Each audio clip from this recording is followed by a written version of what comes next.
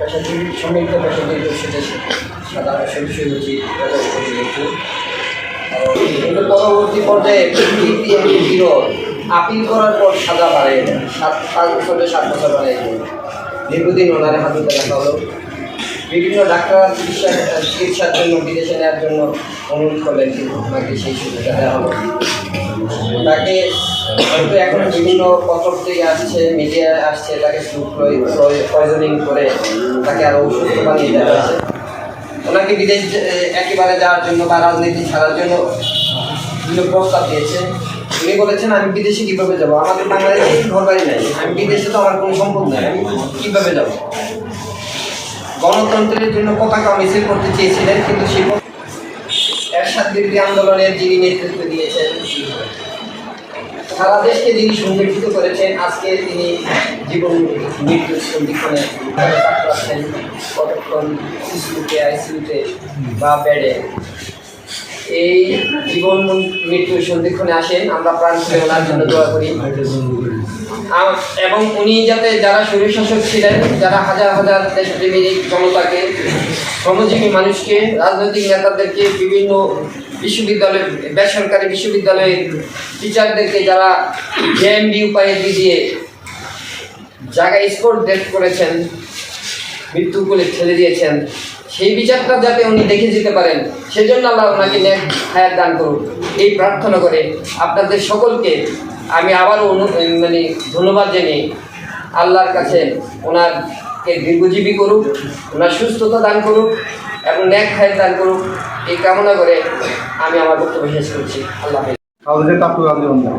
উনি 17 বছর কষ্ট করেছেন, জেল খেটেছেন, মিথ্যা মামলায় কারাবরণ করেছেন, তবুও উনি আপোষ করেন নাই। উনি যদি আপোষ করতেন তাহলে উনি সোনার চামচ মুখে দিয়ে বাংলাদেশে বসবাস করতে পারতেন।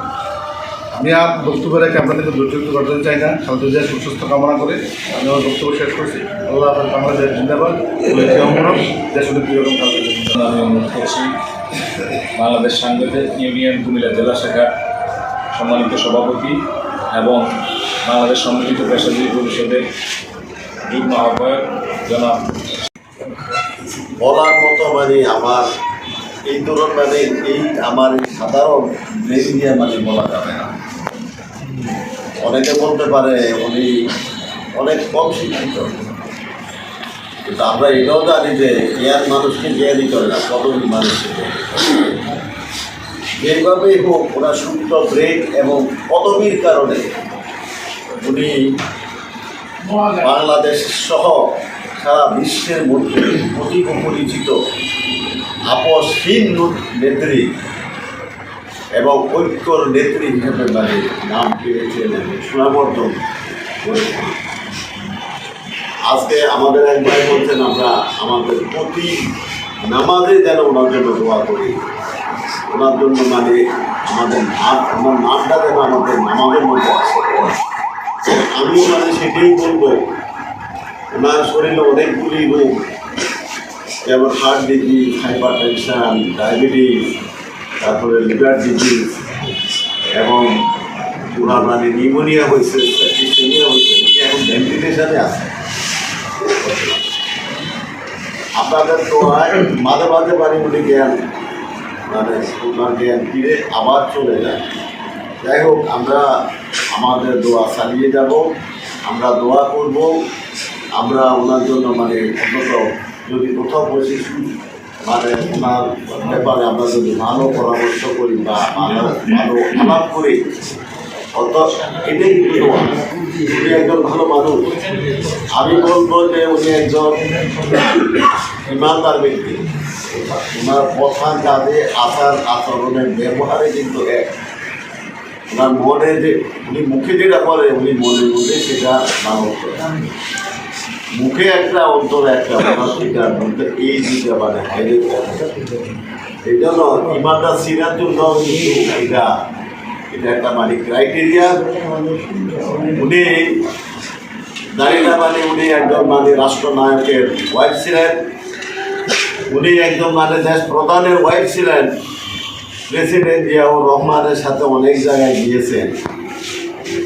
উনি সম্ভ্রান্ত বংশের মহিলা এবং অনেকে অনেক কথা মানে ওনার ব্যাপারে মানে বলছে, অনেকে কমেন্ট করছে।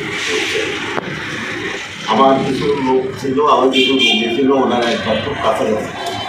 উনি ছোটোবেলার থেকেই মানে ওনার ব্যক্তিত্ব, ব্যক্তি স্বাতন্ত্র্য, ব্যক্তিত্ব এবং উনি ধার্মিক ছিলেন।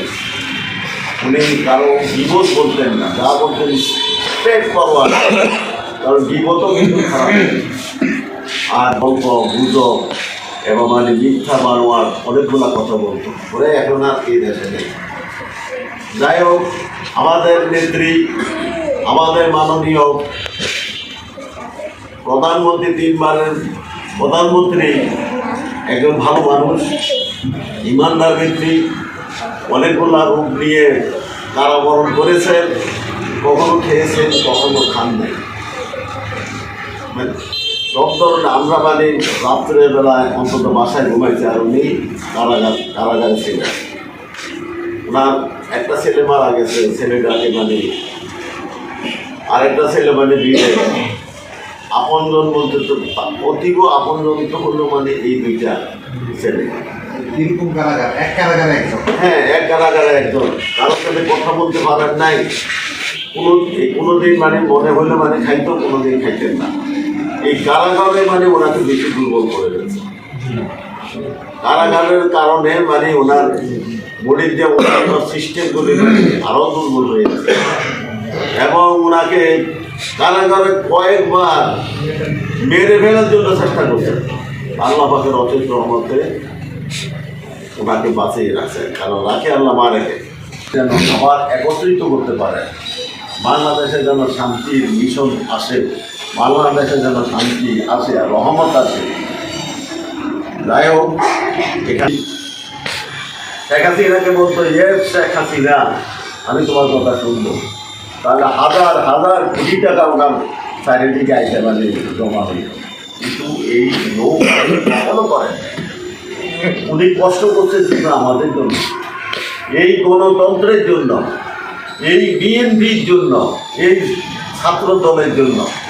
তো সেই হিসাবে আমরা ওনার জন্য দোয়া করব, প্রতি নামাজে ওনাকে বারংবার মানে স্মরণ করবো, আল্লাহর কাছে দোয়া করবো, আল্লাহ যেন মানে ওনাকে সুস্থ করেন, আমাদের মাঝে ফিরিয়ে দেন। তো আমি আমার পক্ষে কিছুদিন আগে আমরা বেগম খালেদা জিয়ার কার্যালয় বরিশালে যাওয়ার সৌভাগ্য হয়েছিল। সেখানে আমাদের ভারপ্রাপ্ত চেয়ারম্যান জনাব তারেক রহমান বক্তব্য রেখেছিলেন, আবেগপূর্ণ বক্তব্য রেখেছিলেন। জনাব তারেক মিথ্যা একটা মামলায় প্রস্তাবে রাজি হন নাই। তিনি বলেছিলেন কেন রাজি হন নাই, সেটা ছিল যে এই দেশের জনগণকে তিনি ভালোবাসেন, তার নেতাকর্মীকে ভালোবাসেন, দলকে ভালোবাসেন এবং বিশেষ করে সবাই বাংলাদেশকে ভালোবাসেন। এবং উনি অনেকদিন দেশ 3 বার বাংলাদেশকে রাষ্ট্রীয় ক্ষমতার নির্দিষ্ট ছিলেন এবং দেশের নেতৃত্ব দিয়েছেন। একটা জিনিস খেয়াল করবেন, আমাদের এই প্রিয় নেত্রী দেশ চালাতে গেলে অনেক ধরনের বক্তব্য, অনেক ধরনের কথা বলতে হয়, কিন্তু আপনি কখনো দেখেন নাই তার মুখে অশ্লীল কোনো বক্তব্য দিয়েছে যেটা নাকি ভাইরাল হওয়ার মতো, যেটা ছিল বিশেষ হয়েছে। পক্ষান্তরের আরেকটা নেত্রী যে গাজায় ছিল, তার অবস্থা দেখেছেন, কথায় এমন কিছু কথা বলতো যেগুলোর জন্য ভাইরাল হতো, মানুষ তাকে শিক্ষা দেয়। কিন্তু প্রিয় নেত্রী তার এই আচরণ, কথাবার্তা এবং এই কারণে কিন্তু অনন্য উচ্চতা চলে গেছেন এবং দলমত নির্বিশেষে যারা বিরোধী তারাও বলতো যে খালেদা জিয়া আসলে একটা ভালো মানুষ, তার কথাবার্তার মাধ্যমে সে তার নিজেকে এক অনন্য উচ্চতা নিয়ে গেছে। তার জনপ্রিয়তার কিন্তু অন্যতম একটা কারণ হচ্ছে তার আচার ব্যবহার করা, ক্ষমতা পাওয়ার পরও কিন্তু অপব্যবহার করেন, এটা কিন্তু তার গুণাগুণ, যার কারণে আজকে সারা বিশ্বে অনন্য। এবং তিনি কিন্তু একটা বিশেষ খেয়াল করেন, আজকে উনি অসুস্থ, কিন্তু উনি আপনি দেখেন সারা বিশ্বের মানুষ ঐক্যবদ্ধ, সারা দেশের মানুষ ঐক্যবদ্ধ। উনি হচ্ছেন একটা ঐক্যের প্রতীক, আমি মনে করি উনি গণতন্ত্রের প্রতীক, উনি সার্বভৌমত্বের প্রতীক, প্রিয় নেত্রী বেগম খালেদা জিয়া। আমরা চাই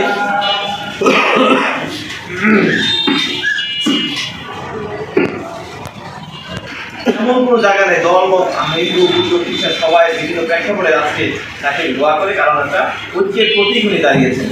শুধু এই নেত্রীর ভালোবাসায় আমরা সেই দলটা করি এবং আমরা আশা করবো আমরা সেইভাবে থাকবো। আমাদের কথাবার্তা চালচলনের জন্য নেত্রীর যে গুণাবলী, যে চরিত্রগত বৈশিষ্ট্য, সেগুলি যেন আমাদের প্রেক্ষাপট, আমরা যেমন কথাবার্তা করবো, রাজনীতি করবো, দল পরিচালনা সেগুলো যেন থাকে, সেই প্রিয় নেত্রীর জন্য আমরা দোয়া করি।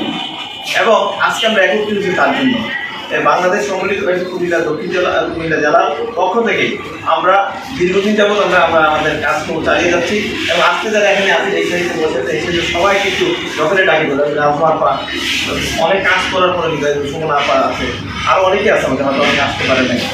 তো আমরা চাই যে ঐক্যবদ্ধ থেকে আমরা আমাদের সংগঠন চালিয়ে যাবো এবং সংগঠনের ব্যাপারে বিশেষ করে বিএনপির জন্য আমরা যা করার সেগুলি করবো। আগামী দিনে নির্বাচন হবে সেই নির্বাচনও যা করার আমরা আমাদের দেখানোর চেষ্টা করব এবং আমরা চাচ্ছি বিশেষ করে আপনারা জানেন যে আমাদের নেত্রী আগামী দিন কারণ এয়ার অ্যাম্বুলেন্স করে এখন থেকে এয়ার অ্যাম্বুলেন্স আসতেছে এবং আগামী দিন হয়তো সকালেই উনি লন্ডনের উচিত যাত্রা করবেন এবং বিশেষ করে তার চিকিৎসার জন্য আমাদের বাংলাদেশের যে টিম আছে তারাও চেষ্টা করতেছে, পাশাপাশি চায়না থেকে অনেক ডক্টর এসেছে এবং ইউকে থেকেও কিন্তু ডাক্তার এসে অলরেডি পরীক্ষায় দেখেছে, দেখার পরে সম্মিলিত বোর্ডের সিদ্ধান্ত অনুযায়ী ওনাকে বলা হচ্ছে যে বাইরে নিয়ে যাচ্ছে এবং শারীরিক অবস্থা হয়তো আগের চেয়ে কিছুটা উন্নতি হয়েছে। যদি উন্নতি না হয় সেক্ষেত্রে আপনাকে এয়ার অ্যাম্বুলেন্সে ভ্রমণ করাও ডিফিকাল্ট, সেটা কিছুটা পার্কিং করেছে বলেই আজকে বোর্ড সিদ্ধান্ত দিয়েছে এবং যার কারণে আপনি দেখেছেন আমাদের স্ট্যান্ডিং কমিটির অন্যতম সদস্য এবং অধ্যাপক ডাক্তার জাহিদ স্যার কিন্তু বিবৃতি দিয়েছে, বলেছে যে তার আমাদের নেত্রীকে আগামী দিনে হয়তো আমরা লন্ডন নিয়ে যাবে। সেই নেত্রীর জন্য আমরা সবাই মিলে দোয়া করবো। আর এই জন্য বুঝতে হয়েছে আগামী দিনে আমরা যতগুলি প্রোগ্রাম করি আমাদের প্রোগ্রাম আসছি যে আমরা কষ্ট করে আসছি এই জন্য আন্তরিকভাবে ধন্যবাদ জানাই। আর শেষের দিকে আমার দোয়া পরিচালনা করবেন। আপনাদের সকলকে ধন্যবাদ। আসসালামু আলাইকুম।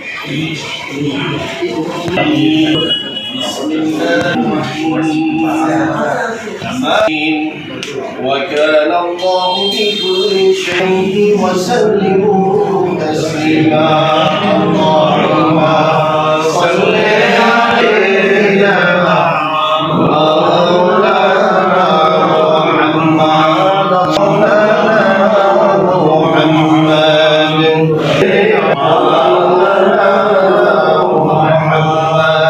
মাটি বিছানা